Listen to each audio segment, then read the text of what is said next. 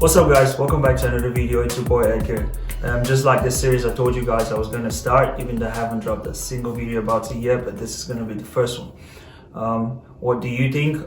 Basically just me watching some games and telling you what I think from first impression, what I thought about the game and how it went. So the first game I saw, or the first game I'll be talking about, it's UCLA against BYU. Now UCLA against BYU, from what I heard the commentators say, it's a rivalry game. These two teams have been head on for a very long time, so it's a very big rivalry game for them. But I wasn't very much impressed about the rivalry side of it because I didn't get to feel that rivalry energy. It wasn't there at all. So I wasn't very much impressed about the rivalry.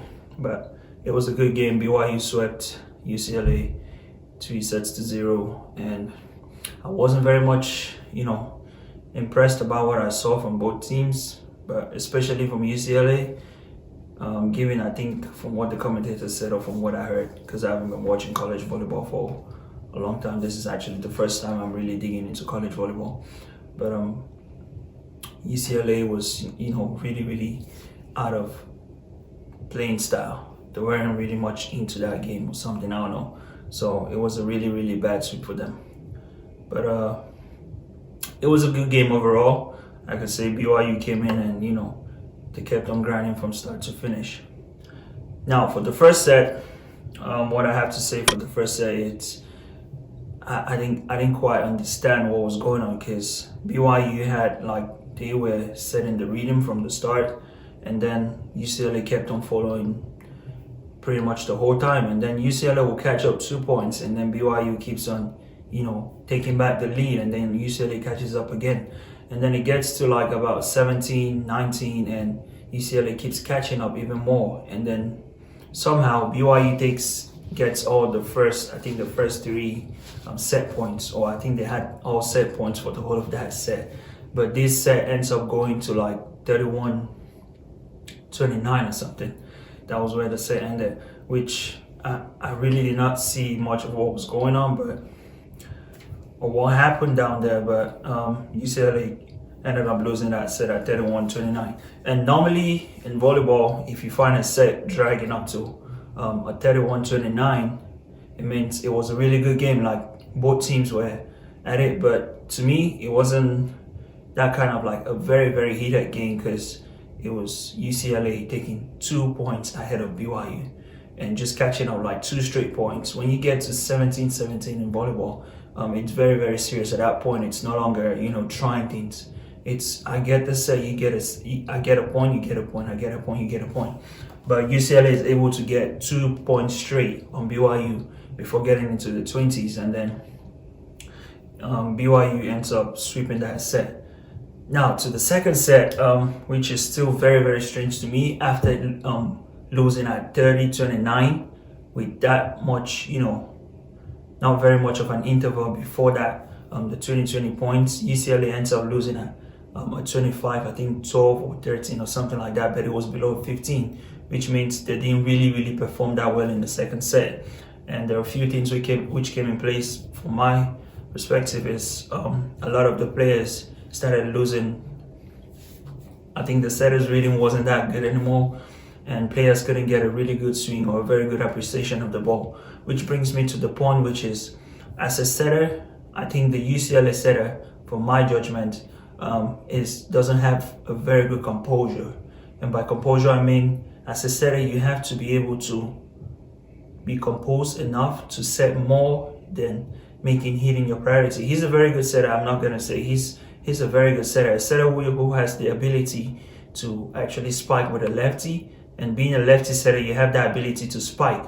So that's creating another offensive opportunity for your team. He has that ability, which is really good, but you don't want to spend a lot of time or a lot of your opportunities trying to spike on the ball. Because yes, he made I think every spike he got, or which he attempted to, he got a point out of it, even if it wasn't a direct point. Something happened and he ended up getting the point. But you kill your team's energy by doing that most of the time.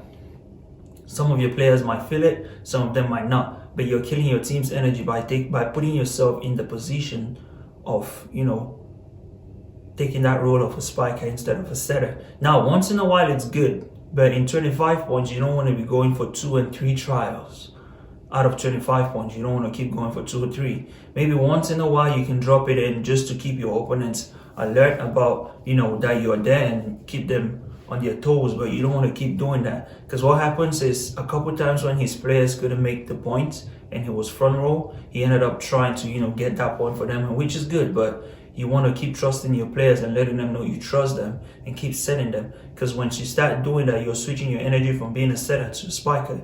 And once you get into that spiking position, you start losing rhythm with your players and your consistency as a setter starts dropping. And if you notice in that set, or even not the subsequent sets, he had like a really, really bad consistency. It was like either high or low or maybe too fast and things like that. So it ended up being a problem to him. And one thing I must appreciate about that set as well, in as much as I'll critique some things, but he has a really good back row set for the opposite hitter. Yeah, the opposite. He has a really good location for that one, and he was feeding that opposite. But for some reason, I don't know, the opposite was off sometimes, so he didn't get a good kill from those balls.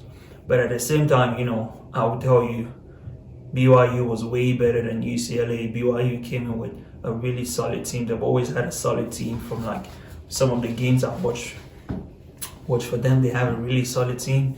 When you're talking about an opposite hitter who has a very good, angles he's creating from back row, he's very, very effective back row, and that's what you want from an opposite hitter. If you have an opposite hitter who's very effective back row, then that's a win-win for your team. And then you have outside hitters who are also killing it. The Italian guy, he's a really good outside hitter, and he comes and he delivers. So that's something as a team or as a setter, if you have that, that's a very, very good advantage for you. So that I must say, BYU came in and they just crushed. I would say crushed UCLA because they kept the reading from start to finish. Now in the third set, UCLA ends up battling back again with BYU, and they end up, I think, losing the set at 25, 20 something. But that's what they had, and I can say BYU came prepared, and they've always been prepared for like most of the games I've seen. So it was a good game overall, but the rivalry side of it, I wasn't feeling it. Personally, I wasn't feeling it because a rivalry game is supposed to be a game where, both teams are there to represent. Like both teams come with a very, very high energy, and nobody wants to go home losing, especially to your arch rivals. So that's something I personally saw wasn't very much a rivalry game to me. Like that energy of rivalry wasn't very much there, but overall it was a good game. And kudos to BYU. I think they're still second overall in the nation or something, but on that side, I don't know the stats. I'm not very good with the stats, but BYU is still second, I think, undefeated, 13 games in a row, 14 games in a row, I remember. But yeah, so it's a really good game. That being said, let me know in the comment section what you think about the game, and don't forget to like and subscribe. Remember, that's the only way you can keep track of when I drop these videos and things like that. But I'll do my best to keep bringing the videos maybe every week. There's a lot of games every week, so I could definitely stumble on one, watch it, and drop my review on that. But this is what do you think the series, and I hope you do enjoy this video, and leave me a comment. As always, remember to subscribe.